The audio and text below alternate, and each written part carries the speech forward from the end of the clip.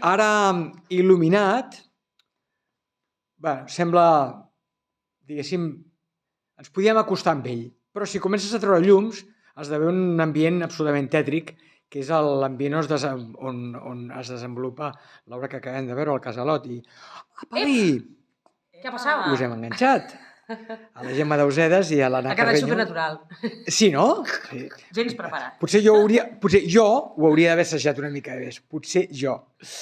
Escolteu, acabem de veure l'obra. M'interessa saber una mica, després de l'esforç interpretatiu que feu, interpretant molts personatges absolutament diferents, un joc que proposa l'espectador molt apassionant, com us sentiu vosaltres? Quines sensacions teniu després de tot aquest tour de force? Bé, jo contenta. En el meu cas contenta perquè ja ho he fet. Avui ha sortit bé, estem contentes, ho hem comentat ara dintre i la gent ha reaccionat bastant bé. Hi ha hagut risses, hi ha hagut crits, hi ha hagut sustos. Està bé, molt bé, molt completet avui. Molt bé. També, just a l'acabar, acabem molt esgotades, perquè al final, molt suades, perquè fem un compendi de, com deies tu, un tour de force, però és molt gratificant, la veritat, és molt gratificant fer aquesta obra i veure després el públic també com reacciona quan acaba l'espectacle i estem contentes. Hi ha reaccions de tot tipus. Efectivament. L'obra d'entrada seria un thriller, però que té sentit de l'humor. O sigui, hi ha molts moments en els quals... Això creieu que és per desaccelerar una mica la tensió existent? És sentit de l'humor a nivell de jocs de paraules. És molt divertit. Exacte. Jo crec que aquí el Sergi ho fa amb tota la intenció del món, no? No hi ha res perquè sí ni per casualitat. Aleshores, jo crec que sí que per destensar a moments i poder fer una mica el... no? Sí que prepara i serveix molt bé aquests jocs de paraules que sobretot per part nostra han d'anar molt picats, no? perquè funcionin i tinguin el seu efecte i penso que és absolutament intencionat. Jo no diria els ensurts, però sí la inquietud esdevé una mica també, no solament amb el text, sinó també amb els diversos jocs de llums i efectes. Efectivament, la llum, el so, el fum... Tots són personatges d'aquesta ficció, no? Tots ens acompanyem i construïm la història tots junts. Jo crec que el thriller, no? Sense foscos, no seria, no? Està bé. Aquesta atmosfera fantasmagòrica, no? Que intentem crear, ja ens ho diràs tu després si t'ha semblat que ho hem aconseguit, doncs crec que explica també la història. A mi m'ha donat la sensació, en molts moments de l'obra, que estem en una casa d'esperits. Una casa que potser podria sortir, jo què sé, d'una novel·la de Stephen King, per exemple. No sé si el Sergi s'ha inspirat en alguna cosa d'aquestes, però en alguns moments sí que em sembla. No sé, vosaltres, al fer l'obra, què heu pensat o si us heu tingut algun mirall o... Sí, de fet, ell sí que comenta que a part de ser un homenatge a totes aquelles actrius que han fet de malvades, no? Sí que hi ha també un especial homenatge a unes quantes pel·lícules que són com de capçalera per en Sergi, que sí que les vam estar com comentant perquè tinguéssim també nosaltres els referents, que sí que se'ns escapava més aquest gènere, no? Per exemple, Baby Jane? Què fue de Baby Jane? Vist. És la que seria potser... El punt de partida, no? Amb el que comencem. Sí. També hi ha el Hash Sweet Charlotte, que és Canción de cuna para un cadáver. El Otro. No sé si hasta Los pájaros, de Hitchcock. Sí, aleshores ell veu de... Sí, hi havia una altra, la d'aquella que va dir...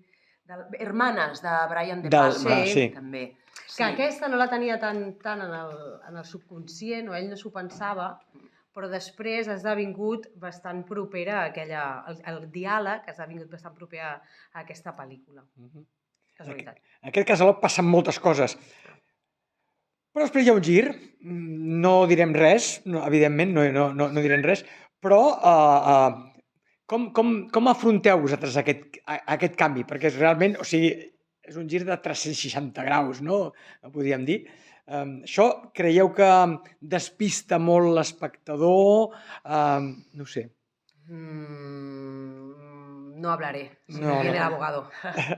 Sí, no sé. Jo quan ja és a punt d'arribar penso, ai, mira, encara queda tot allò, no? Perquè a mi m'agrada tot aquest canvi, no?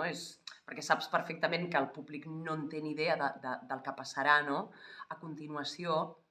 I sí que, per una banda, potser aquestes històries que veiem amb diferents relacions entre dones que hem anat veient, arriba un punt que han de tocar la seva fi, perquè no és etern, no? Aquest joc. Exacte.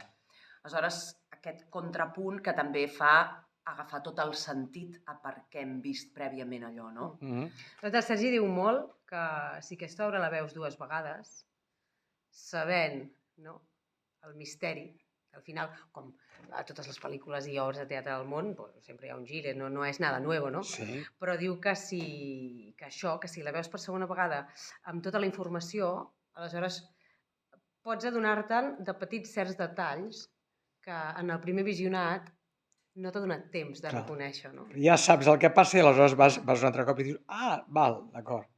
Sí, perquè aleshores entens, perquè aquesta obra no solament és terrorífica, sinó que parla de moltes coses. Parla de la família, per exemple, parla de la societat, parla d'una societat que d'alguna manera ha influït en el comportament de les persones que estan dins del casalot, no?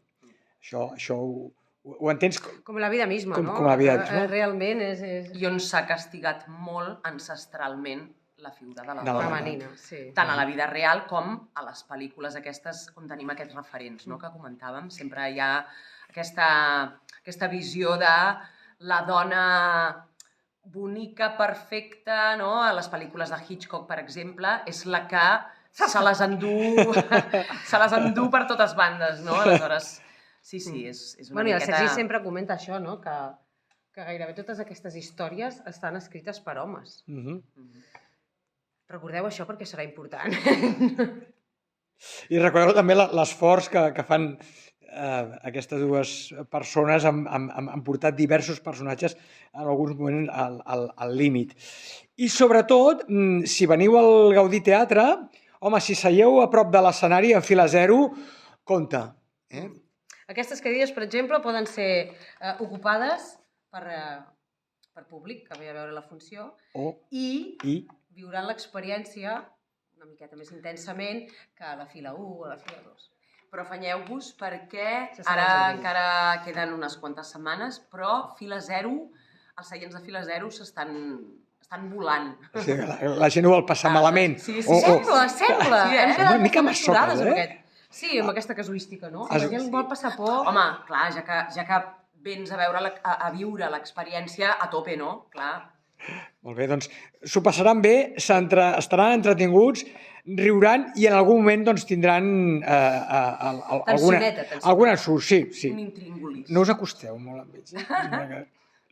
Doncs Gemma Dosedas i Anna Carreño, moltes gràcies i que segueixi l'èxit del Casalot. Una abraçada. Aquesta nit no podré dormir. Gràcies per venir. Truca'ns. Ho sabeu. Vale. No, millor que no. Gràcies.